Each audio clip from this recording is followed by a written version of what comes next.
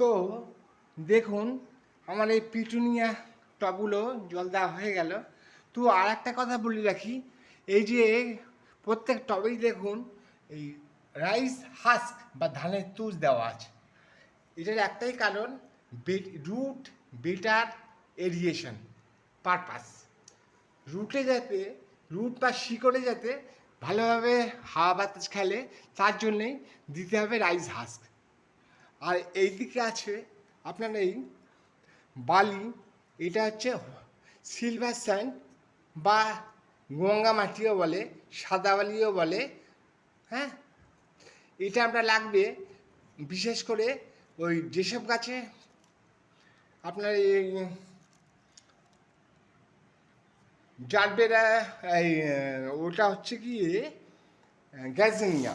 এই যে গ্যাজিনিয়া বললাম, ওটাই একমাত্র এখনও পর্যন্ত ওর গ্যাজিনিয়া এবারেও আমরা করবো গ্রো ব্যাগে।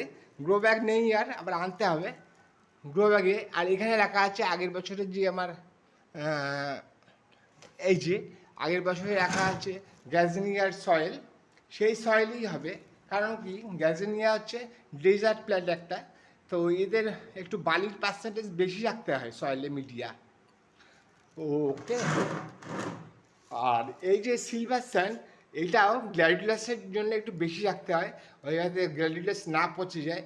এবং আপনার এই সিলভার স্যান্ডের একটা ধর্ম হচ্ছে এই, ক্যারেক্টার হচ্ছে এই যে এই স্যান্ড একটু জল ধরে রাখে। তো এই জন্যেই এই স্যান্ডটা ইউজ হয় জল ধরে রাখার জন্যে। এর বদলে কোকোপিট ইউজ করা যায়। হ্যাঁ, আর এইটাই আছে দেখুন লাল মাটি। লাল মাটি আবার দু রকম, মোটা দানা বালি আর হচ্ছে মাঝারি দানা বালি। তো মোটা দানা বালি না, এটা এটা ওই মাঝারি, মানে সেমি সেমি যেটাকে বলে মাঝারি দানা।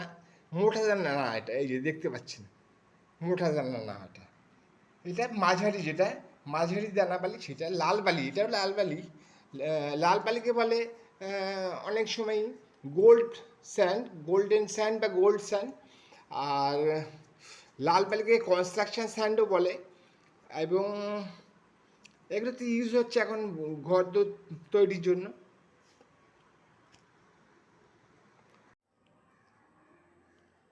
ভাতৃদ্বিতীয়ার সময় শুধুমাত্র জায়েন্টের চারাই পাওয়া যাবে, চন্দ্রমল্লিকা জায়েন্ট।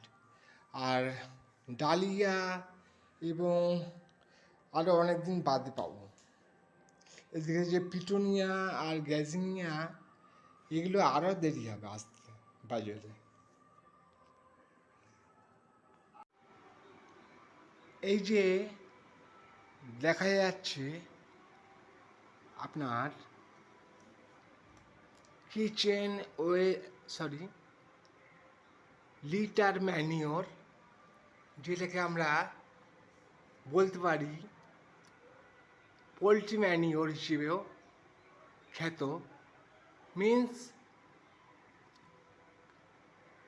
মুরগি এবং হাঁসের পটি সার। এছাড়া এই যে গ্ল্যাডুলার জন্যে এই লিটার সারই ভালো।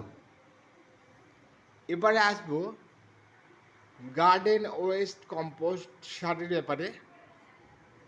এটা মূলত তৈরি হয় ছাদ বাগানে বর্ষার পর লতা পাতা, ডাল, আগাছা ও মাটি মিশে তৈরি হয় কম্পোস্ট সার। একেই বলে গার্ডেন ওয়েস্ট কম্পোস্ট। এই সব ধরনের কম্পোস্ট সারই সয়েল অ্যামেন্ডমেন্ট করে।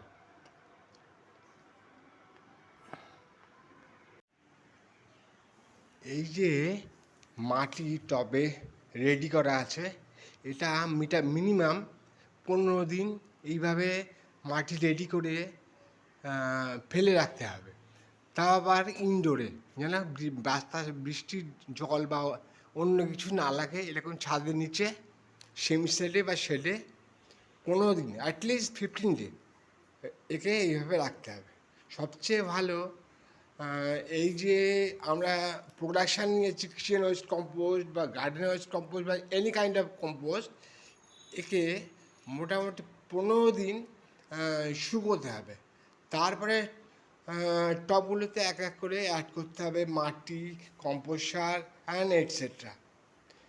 এবং আপনি আরেকবার বলছি, এই টবে মাটি রেডি করে কম করে 1 থেকে 2 মাস এইভাবে ফেলে রাখতে হবে।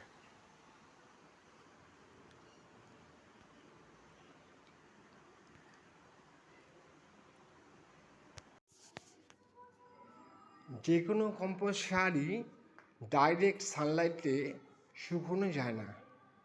এর মূল কারণ হলো শেডে বা শেডে যে beneficial bacteria and fungus compost সারে তৈরি হয়, সেগুলো নষ্ট হয়ে যায়। তাই আমাদের ডাইরেক্ট সানলাইটে কম্পোস্ট সার, যে কোনো কম্পোস্ট সার শুকোনো যাবে না। এইটা হচ্ছে গার্ডেন ওয়েস্ট কম্পোস্ট, আর এইটা হচ্ছে নর্মাল গার্ডেন সয়েল। এই দুটোকে আমরা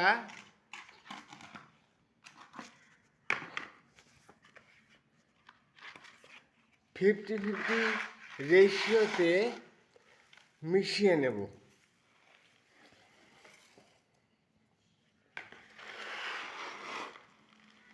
এই দুটোকে আমরা 50-50 রেশিওতে ভালোভাবে মিশিয়ে নেব। আর এই যে মাটিটা রেডি হলো, এইটাই হচ্ছে আমাদের সয়েল মিডিয়া হিসেবে কাজ করবে। আমার নার্সারির নাম পরাগ মিলন নার্সারি।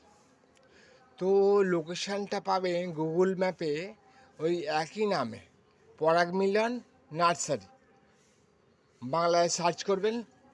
তাও বলে রাখি, গুগল ম্যাপ ছাড়াও আপনারা যদি কলকাতার দিক থেকে নর্থ বেঙ্গলের দিকে আসতে চান, তাহলে যে কোনো ট্রেনে শিয়ালদা থেকে উঠে কাঁচরাপাড়া স্টেশনে নামবেন এবং কাঁচরাপাড়া থেকে 22 নম্বর বাস বা 88 নম্বর বাস করে বড়জাগুড়ি নামুন।